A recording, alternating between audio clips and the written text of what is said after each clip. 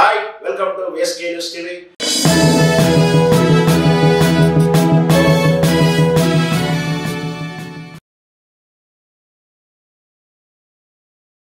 తెలంగాణలో మళ్ళీ మొదలైన రాజ్ భవన్ వార్. తెలంగాణలో గతంలో మనం చూశాం. తెలంగాణలో రాజ్ భవన్ గవర్నర్ గా ఉన్నతమైనటువంటి హోదాలో ఉంటారు. అతను శిరసా వహించి మనం పనులు చేయాల్సి ఉంటుంది. అసెంబ్లీ కానీ పార్లమెంట్ ఏదైనా, పార్లమెంట్ అయితే స్పీకర్ అయితే రాష్ట్రపతి, ఇక్కడైతే గవర్నర్ రాష్ట్రాల్లో ఉంటాడు.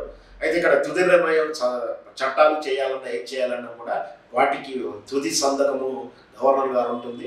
గవర్నర్ గారి యొక్క అధికారాలు చాలా హోదాతో ఉండేటువంటి అధికారాలు ఉంటాయి. అయితే ఈ గవర్నరు పదవి అడ్డం పెట్టుకొని కేంద్ర ప్రభుత్వాలు రాష్ట్ర ప్రభుత్వాలు ఇబ్బంది పెడుతున్న తీరులు మనం చూసాం, చాలాసార్లు చూసాం. గతంలో ఎన్టీ రామారావు పీరియడ్ నుంచి మనం చూస్తూ ఉన్నాం. అది బహిరంగ రహస్యం. అయితే ఇక్కడ గతంలో బీఆర్ఎస్ ప్రభుత్వము కేసీఆర్ పాలన ఉన్నప్పుడు చాలాలో మొదటిగా ఉన్నటువంటి నరసింహ గారు ఉన్నప్పుడు చాలా సఖ్యతో పనిచేసింది. మొదటి టర్మ్లో కేసీఆర్ కూడా కేంద్ర ప్రభుత్వం చాలా సఖ్యత పోవడానికి ప్రయత్నం చేశాడు. సాధ్యమైనంత వరకు రాజీ పడాలి లేదా స్కిప్ అయ్యారు. చిన్న జాగ్రత్తగా వాటిని ఇబ్బంది పడకుండా రాష్ట్ర ప్రయోజనం కాపాడుకున్నట్టు వాళ్ళని కేంద్ర ప్రభుత్వాన్ని బాధ పెట్టకుండా చాలా నడుచుకున్నప్పటికీ చివరిలో సెకండ్ టర్మ్లో వచ్చినటువంటి ప్రభుత్వంలో కేసీఆర్ గారు భారతీయ జనతా పార్టీని విమర్శించిన తీరు, భారతీయ జనతా పార్టీకి దూరమైన తీరు చూస్తున్నాం. ఈ దూరం కాస్త చిలికి గాలిపోయి గవర్నర్తో సఖ్యత లేకపోవడం, చాలా బిల్లులు పెండింగ్ ఉండడం, ప్రచండ యుద్ధం జరిగిన తీరు మనం చూస్తాను. చివరికి కూడా ప్రోటోకాల్ వహించి ప్రధానమంత్రి వస్తే రిసీవ్ చేసుకోకపోవడం కానీ, గవర్నర్ గారికి కూడా వీళ్ళు ప్రోటోకాల్ ప్రకారం పాటించలేదు కూడా అపవాదం ఉంది.